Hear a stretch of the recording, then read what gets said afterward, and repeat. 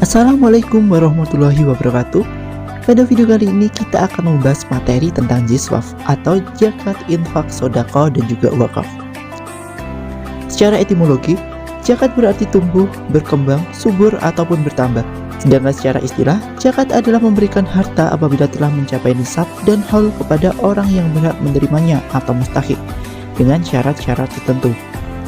Dasar hukum wajib zakat tertera dalam Quran Surat At-Taubah ayat 103 yang artinya, ambillah zakat dari sebagian harta mereka, dengan zakat itu kamu membersihkan dan mensucikan mereka dan berdoalah untuk mereka. Sesungguhnya doa kamu itu menjadi ketenteraman jiwa bagi mereka, dan Allah Maha Mendengar lagi Maha Mengetahui. Secara hukum sendiri, zakat merupakan salah satu rukun Islam dan menjadi salah satu unsur pokok yang penegakan syariat Islam. Oleh sebab itu, hukum menunaikan zakat adalah wajib bagi setiap muslim dan muslimah yang telah memenuhi syarat-syarat tertentu.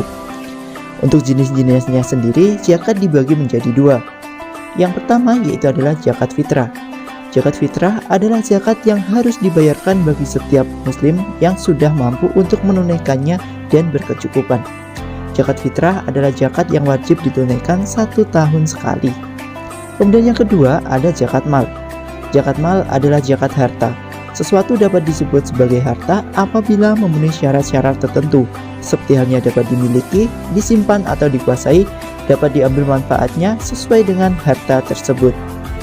Sedangkan untuk syarat wajibnya sendiri, zakat yang pertama yaitu adalah Islam, kemudian yang kedua merdeka, yang ketiga mukallaf atau akil balik atau sudah dewasa, yang keempat tidak punya hutang, yang kelima memiliki harta yang cukup, dan yang keenam adalah harta itu milik sendiri. Kemudian untuk golongan orang-orang yang menerima zakat sendiri ada 8 golongan.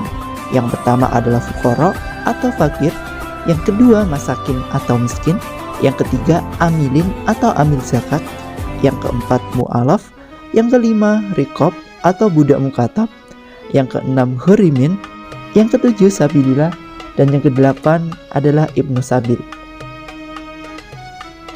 Yang selanjutnya adalah infak dan sodaqah.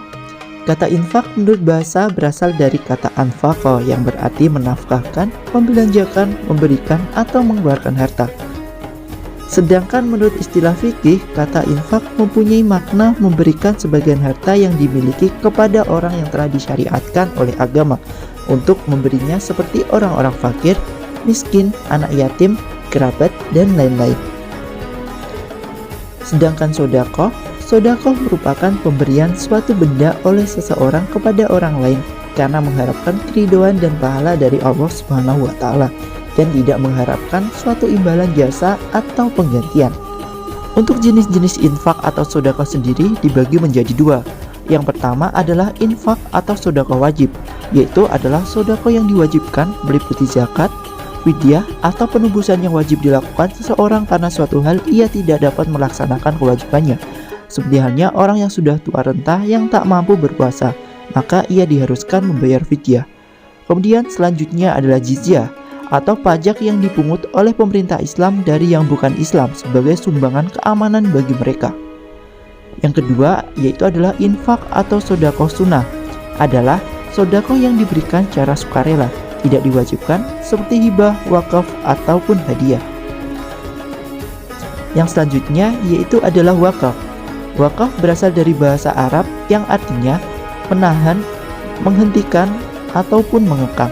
Sedangkan menurut istilah, artinya adalah menghentikan perpindahan milik suatu harta yang bermanfaat dan tahan lama, sehingga manfaat harta itu dapat digunakan untuk mencari keridhaan Allah Subhanahu wa Ta'ala. Macam wakaf ditinjau dari segi peruntukannya kepada siapa, maka wakaf dapat dibagi menjadi dua, yaitu wakaf ahli dan wakaf khairi.